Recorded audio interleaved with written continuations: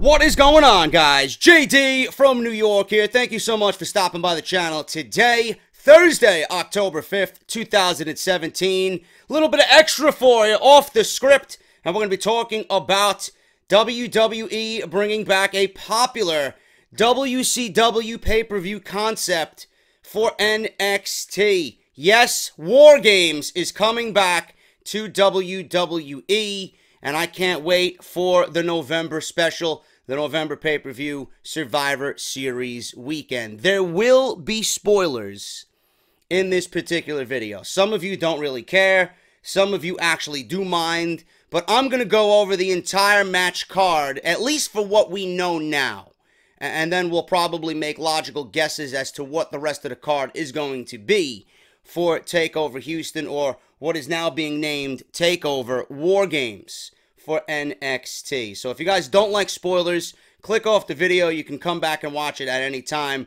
But the main thing with NXT is, man, when TakeOver comes, everybody is just so excited about TakeOver because it really is the bright spot. It is the one thing that everybody looks forward to during a major WWE pay-per-view like Royal Rumble or WrestleMania or SummerSlam, Survivor Series now.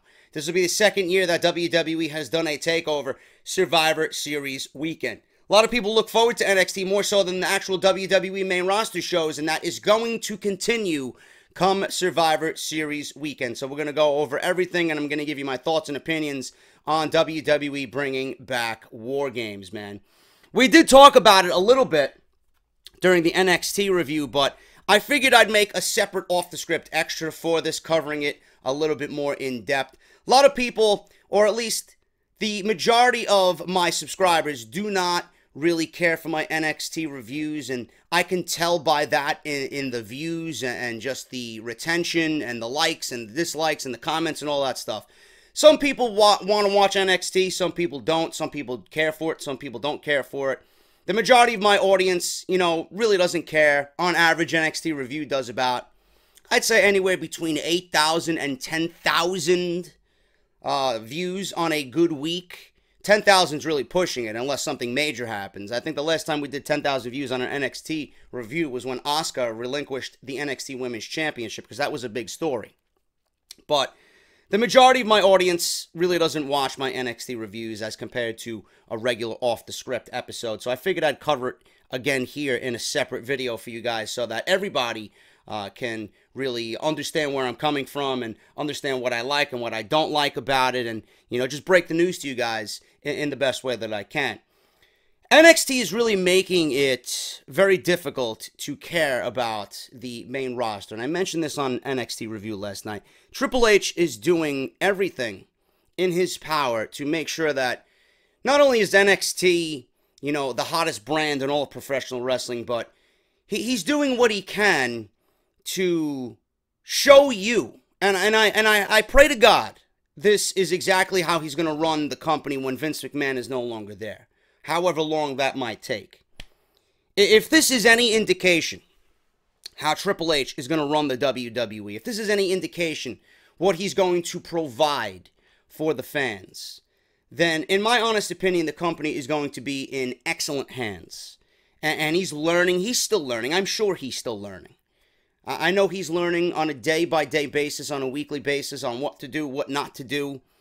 But from what I see, and I've said this several times, if you want a perfectly booked promotion, if you want a promotion that's going to make sense of a lot of things, if you want a promotion, and I understand that it's only 1 hour, if you want a promotion that's not going to overexpose these top guys, and if you want a promotion that's going to nurture and care for their next top guy, you got to watch NXT. Triple H is seemingly, he seemingly has the mind of a hardcore WWE fan. And I understand the audiences between the main roster and NXT are vastly different. The crowds between the main roster and NXT are vastly different. I understand all of that. But it comes down to product, and it comes down to booking. There's no way anybody can tell me that what NXT is doing will not get over on the main roster. There's no way anybody can tell me that the ideas that NXT are doing and the shows that NXT are producing, if Monday Night Raw and SmackDown Live take just a little bit of what NXT is doing and a little bit of the direction and a little bit of the writing, there's no way you can tell me that it won't get over or won't do well on Monday Night Raw or SmackDown Live. It's like, honestly, this is what I look at when I look at Raw, SmackDown, and then NXT. I see Monday Night Raw and SmackDown as Ringling Brothers and Barnum and Bailey Circus. That's what I look at. That's what I see. When I look at Monday Night Raw and SmackDown Live, that's what I see. I see a bunch of clowns jumping in and out of clown cars. I see a bunch of clowns jumping on trampolines and fucking pulling rabbits out of hats and, you know, doing all the hand motions and making the kids smile and just a whole PG environment. You know? Then I look at NXT. NXT is like the biker gang that's showing up in an army at the bar, and they want the coldest brew on ice, and they want sole possession of the dartboards and the pool tables and the fucking the ice hockey machines, you know, the air hockey machines, you know. So it's a completely different environment. It's a completely different vibe. But that doesn't mean that WWE has to look at NXT as just a completely separate brand, as if it's not even part of the WWE. You know, I feel like Vince McMahon and I feel like these guys, you know, they don't really want to associate NXT with WWE, and they don't want to mention it, or they feel like, you know, they have to mention it, but they don't want to mention it. They don't want to, you know, acknowledge what NXT is doing. They don't want to talk about NXT. They don't really talk about, you know, the accolades that one has when they get promoted from NXT. It's like NXT is their is like their wicked stepchild. Like, they don't want anything to do with it. It's there. They know it's there, but they don't want to mention it or have anything to do with it. This is why NXT feels like a completely different show compared to whatever WWE is doing. It doesn't even feel like a WWE product. It's got WWE production. It's got a WWE feel and a WWE budget, but I feel like it's not even part of the company the way that they operate. There should not be that big of a difference between NXT and WWE. There should not. Everybody works for the same company. They're all receiving a paycheck from the same man.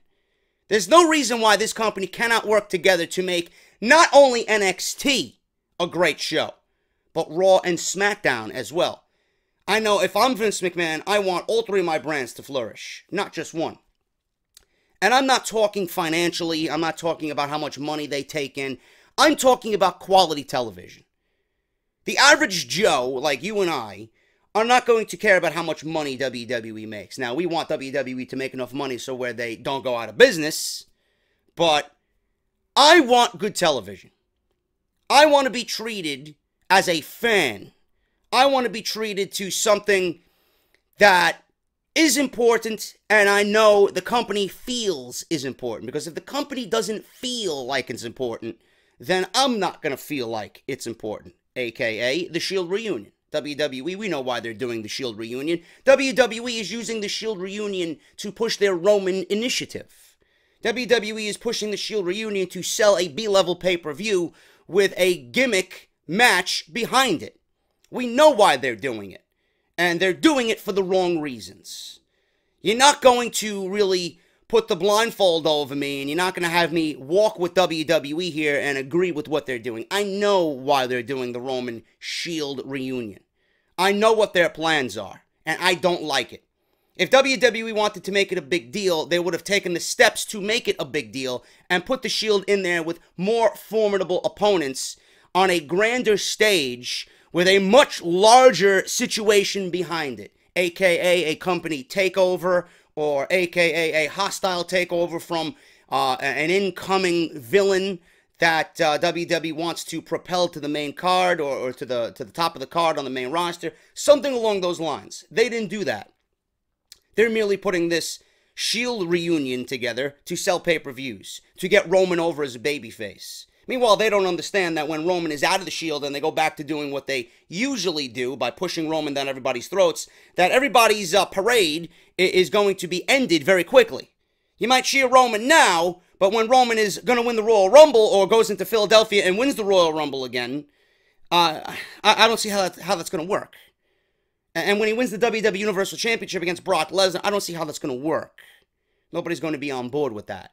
They're going to quickly forget about what you did with Rollins and Ambrose in October. So my point is, NXT, when they do something, they make it feel important. When they want to push a guy, they don't overexpose him. They make him feel important. They push storylines along. They feature everybody at an even rate. One guy is not being exposed more than another guy, you know? I don't even think Johnny Gargano is being booked for NXT TakeOver, you know? He doesn't need to be. He doesn't need to be on every TakeOver. I wish he was, because I enjoy Johnny Gargano's work. But the fact that, you know, now we're seeing the rise of the Velveteen Dream, and Aleister Black is rising and rising. Andrade Cien Almas has a major role at TakeOver Houston. Guys are getting opportunities. One month it's one guy, another month it's the next guy. You know, they take turns. And whatever sticks and whatever the fans go with, there you go. WWE runs with it. They're just doing things the right way. They're doing things that make sense. They're doing things that make you... This is the most important just aspect of it all. They're doing things to make you feel like a fan. They're making you feel like a wrestling fan.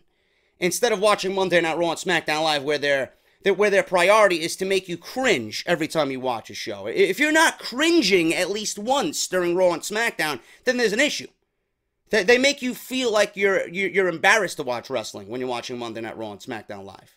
When you watch NXT, NXT's cool.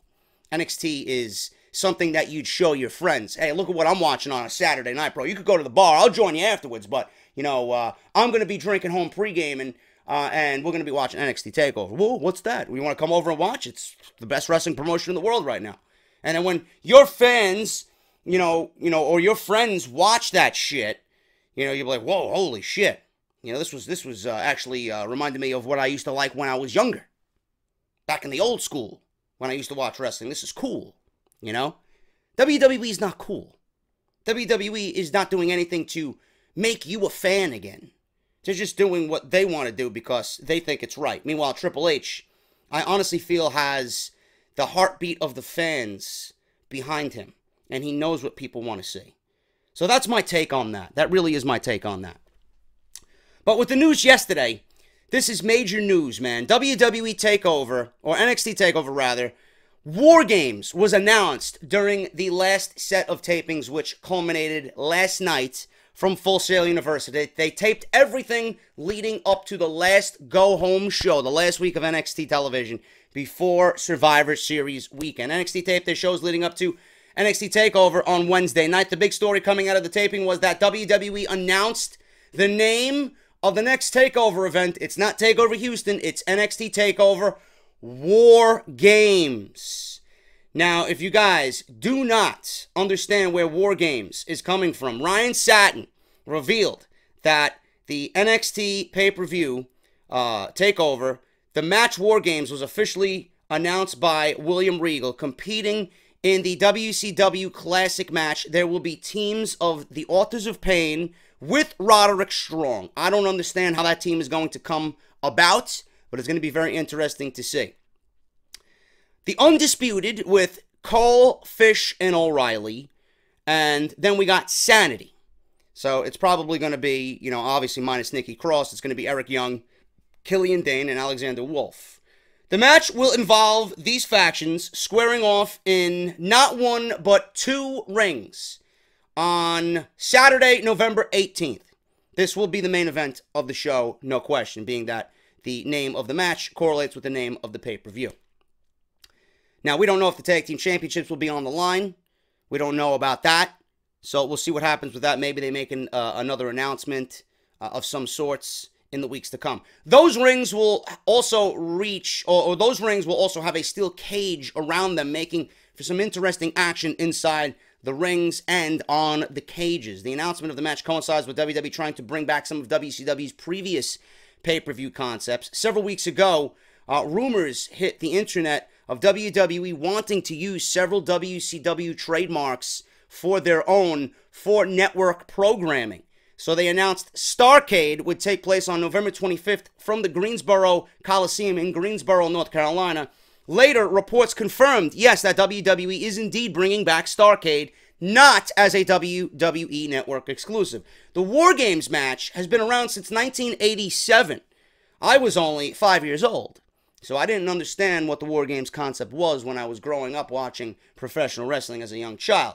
When WCW unveiled their first edition of it, and the matches typically took place at Fall Brawl or other WCW pay-per-view events. The classic War Games match was created, just like Starrcade, by Dusty Rhodes, the American Dream, and was a concept based on the movie Mad Max Beyond Thunderdome. In the film, Mad Max was forced to battle inside the dome, where various weapons hung around the dome's caged walls. This led to some intense War Games matches over the years, with the first of them featuring the Road Warriors teaming up with Dusty Rhodes and Nikita Volkov to defeat the Four Horsemen. The Road Warriors appeared in quite a few of these matches throughout the history of the pay-per-view concept, as did Sting, Lex Luger, and Hulk Hogan. At one point, the match even brought 3 cages into play, but it seemed that the version coming to NXT TakeOver will only have 2 rings and 2 steel cages. One has to wonder if that will be enough to contain the Authors of Pain and Sanity and the new stable of the Undisputed featuring Adam Cole, Kyle O'Reilly, and Bobby Fish. The teams involved are certainly great choices for this sort of match. Excuse me.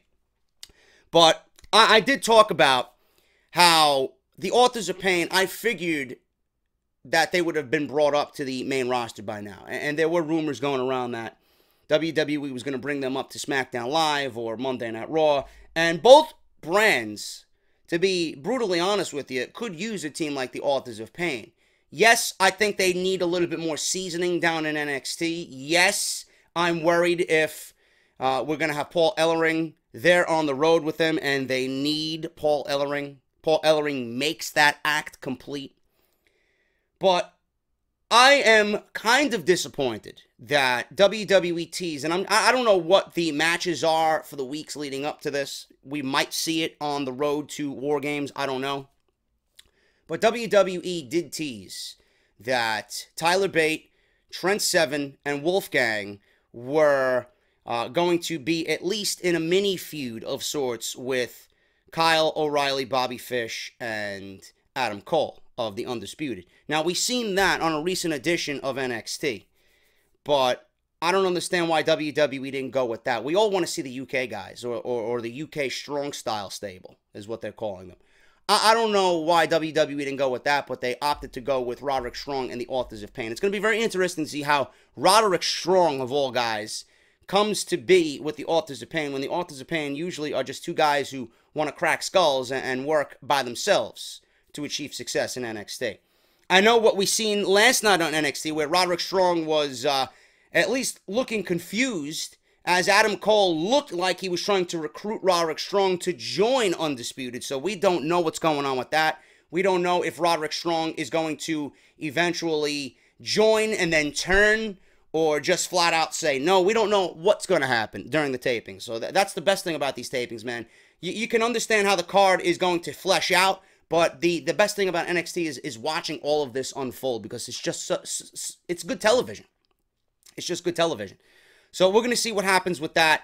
But I would have at least contemplated putting Bate, Wolfgang, and Trent Seven in this match. That would have got those guys over big time. That would have put them on the big stage. And I think everybody wants to see them a little bit more in NXT. So we're going to have to see how this all fleshes out with the Authors of Pain joining forces with Roderick Strong here for War Games. That's a big deal for Roderick Strong, man. At least he's in major storylines here in NXT.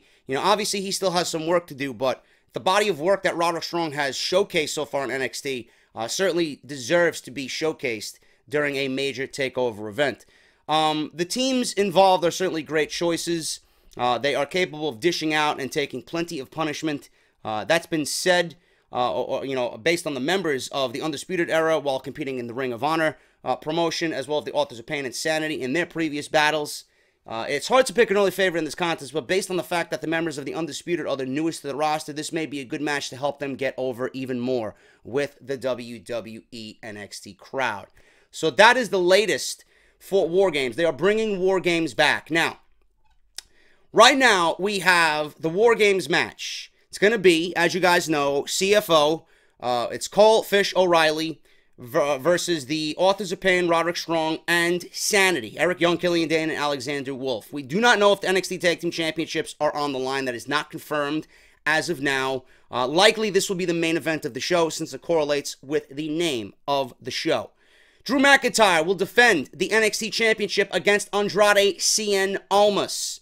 You guys probably would have seen where this was going based on last night's show where Zelina Vega made mention that her client is coming after the NXT Championship. So if you watched NXT last night, you would have known that Andrade Cien Almas was probably due for a NXT Championship title match. And I'm glad he's finally getting the opportunity because, you know, give or take, Andrade may be the best in-ring performer right now that NXT has.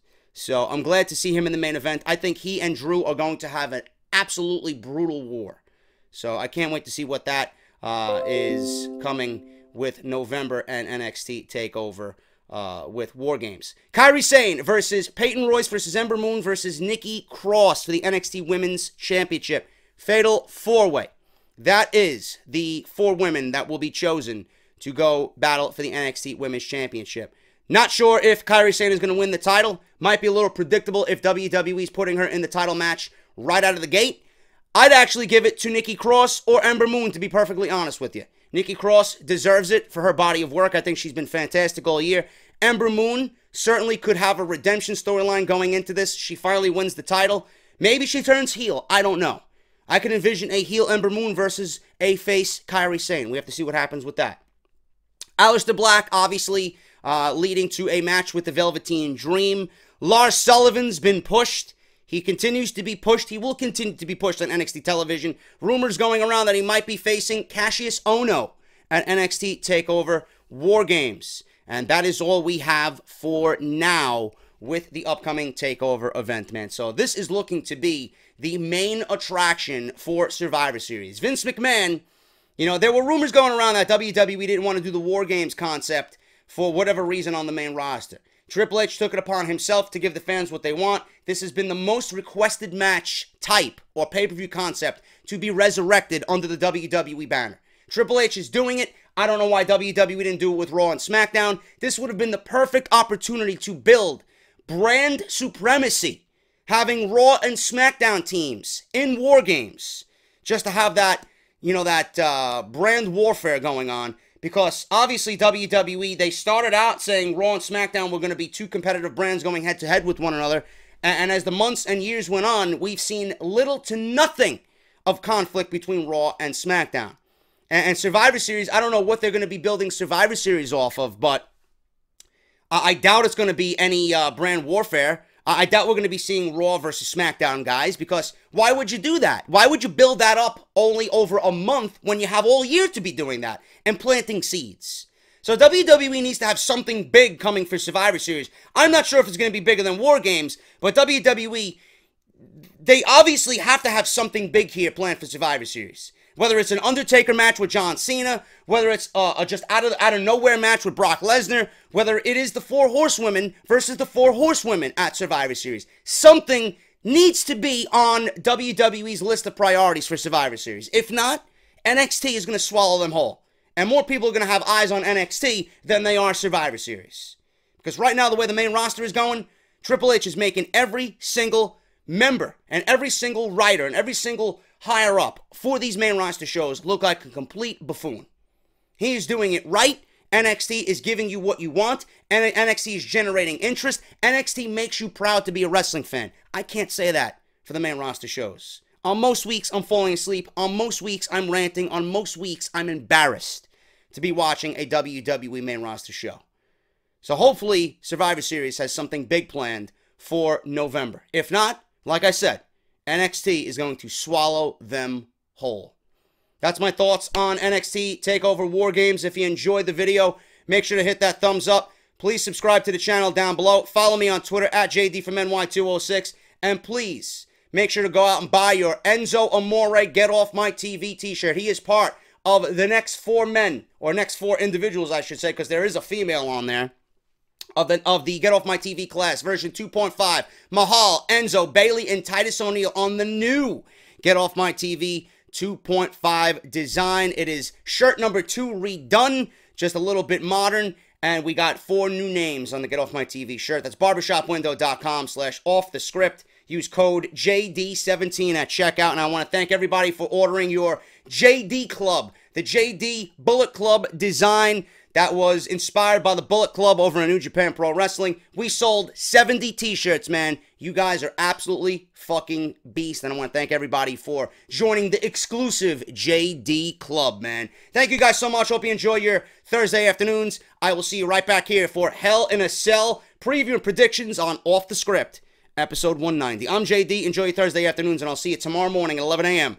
for Off the Script. I'll talk to you later.